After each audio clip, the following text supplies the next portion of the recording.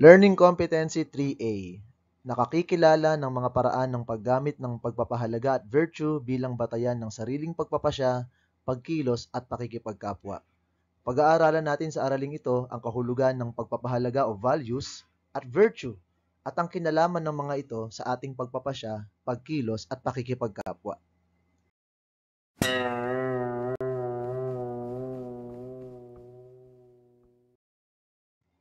Unahin natin ang pagpapahalaga o values. Ano nga ba ito? Ang mga ito ay may tuturing nating paniniwala na gumagabay sa ating pagpili at kilos.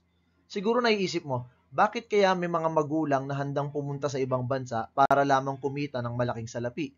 Hindi ba nila mahal ang kanilang pamilya? Hindi. Ang totoo, mahalaga sa kanila ang kanilang pamilya. Kung kaya kahit mahirap mahiwalay sa asawa o mga anak, gagawin pa rin nila para lang maibigay ang pangangailangan ng pamilya at matiyak na magkakaroon sila ng mas maginhawang buhay.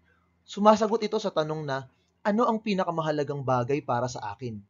Ang bagay na tinutukoy dyan ay hindi yaong mga material na bagay tulad ng pera, pagkain at damit.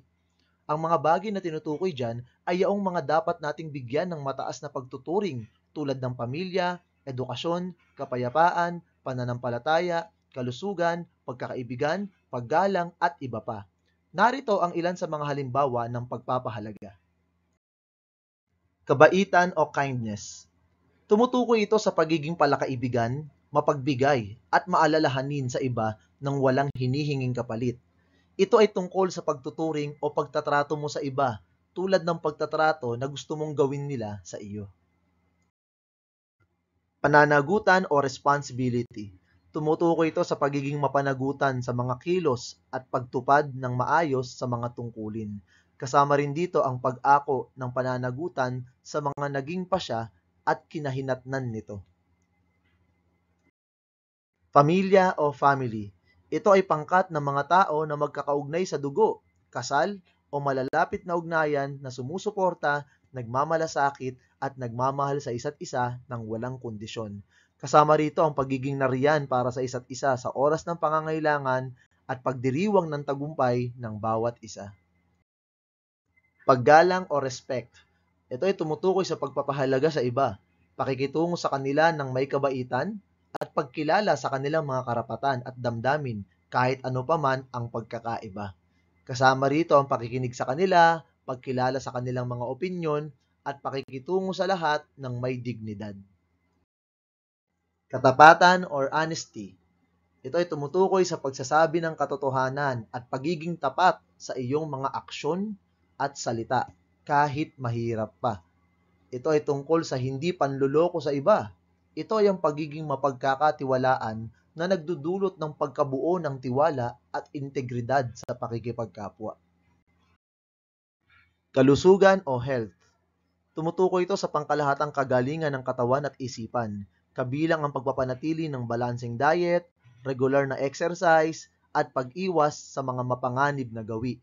Ito ay nangangahulugang pag-aalaga sa iyong sarili upang mabuhay ka ng masaya at aktibo. Pagkakapantay-pantay o fairness. Ito ay tumutukoy sa pakikitungo sa lahat ng pantay at makatarungan, walang paboritismo o diskriminasyon. Ito ay tungkol sa pagbibigay ng pantay na pagkakataon at karapatan sa lahat at pagtiyak na lahat ay tinatrato ng may parehong respeto at konsiderasyon. Ano naman ang virtue? Ito ay ang mabubuting gawi na ginagawa natin upang maging mabuting tao. Tumutukoy din ito sa mga katangiang tumutulong sa atin upang kumilos ng naaayon sa ating mga pagpapahalaga o values. Sinasagot nito ang tanong na, paano ko isinasabuhay ang aking mga pagpapahalaga? Narito ang ilan sa mga virtue na nabubuo dahil sa ating pagpapahalaga. Generosity o pagiging mapagbigay o mapagbahagi. Ito ay tumutukoy sa pagbabahagi at pagbibigay sa mga nangangailangan. Accountability. Ito ay tumutukoy sa pagiging mapanagutan sa mga nagawang kilos o pagpapasya, maging sa mga naging resulta ng mga kilos at pagpapasyang iyon. Loyalty. Ito ay virtue na tumutukoy sa pagiging tapat sa kaibigan at pamilya. Courtesy. Ito ay pagiging magiliw at magalang. Truthfulness. Ito ay tumutukoy sa pagsasabi ng totoo sa lahat ng pagkakataon. Ang virtue naman ng self-care ay tumutukoy sa pagkakaroon ng malusog na pamumuhay. Justice.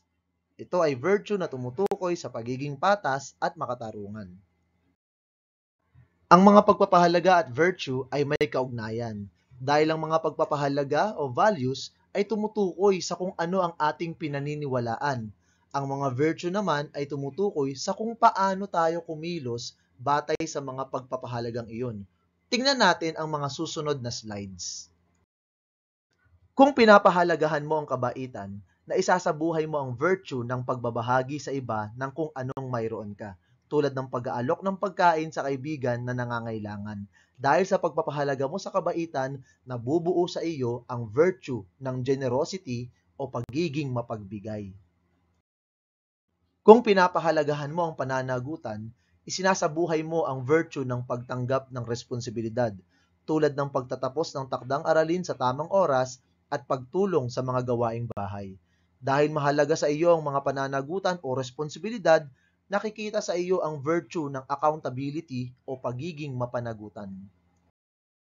Kung pinapahalagahan mo ang pamilya, isinasabuhay mo ang virtue ng pagiging tapat at sumusuporta ka sa mga kasapi ng iyong pamilya tulad ng pagtulong sa kapatid sa kanyang takdang aralin o paglalaan ng oras kasama ang iyong mga magulang. Ang ating pagmamahal sa pamilya ay magdudulot sa atin na maging tapat o loyal. Kung pinapahalagahan mo naman ang paggalang, isinasabuhay mo ang virtue ng pagiging magalang at magiliw kang nakikitungo sa iba. Ang pagsasabi ng pakiusap at salamat ay iyo ring ginagawa. Kaya ang mga taong nagbibigay ng halaga sa paggalang, sila rin ang mga taong courteous o magiliw sa pakikitungo sa kapwa. Kapag pinapahalagahan mo ang katapatan, palagi kang nagsasabi ng totoo, at ito'y makikita sa iyong mga desisyon, kilos at pakikitungo sa iba. Ang isang taong nagpapahalaga sa katapatan ay hindi nagsisinungaling. Kung pinapahalagahan mo ang kalusugan, isinasabuhay mo ang pangangalaga sa iyong katawan at isipan, tulad ng pagkain ng masustansyang pagkain, regular na pag-eehersisyo, at sapat na pagtulog.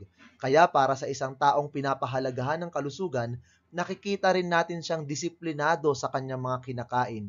Hindi siya nagbibisyo o gumagawa man lamang ng mga bagay na maaaring ikasira ng kanyang kalusugan.